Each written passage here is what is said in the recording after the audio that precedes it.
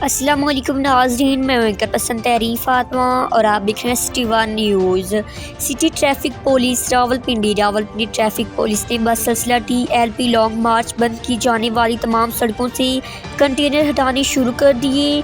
मरी रोड पर मौजूद कंटेनर को हटाया जा रहा है। मरी रोड फैज़ाबाद से तमाम कंटेनर को क्रेन की मदद से हटाया जा रहा है।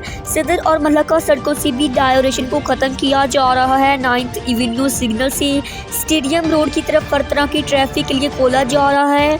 रावलपिंडी ट्रैफिक पुलिस ने बस सिलसिला TLP लॉन्ग मार्च बंद की जाने वाली तमाम सड़कों से कंटेनर हटाने शुरू कर दिए। मरी रोड फैज़ाबाद से तमाम कंटेनर को क्रेन की मदद से हटाया जा रहा है। सदर और मलका सड़कों से भी डायरेक्शन को ख़त्म किया जा रहा है। 9th एवेन्यू सिग्नल से स्टेडियम रोड की तरफ हर तरह की ट्रैफिक के लिए खोला जा रहा है। रिपोर्ट कर रहे हैं Farooq Ahmed, district reporter, city one news, Rawalpindi.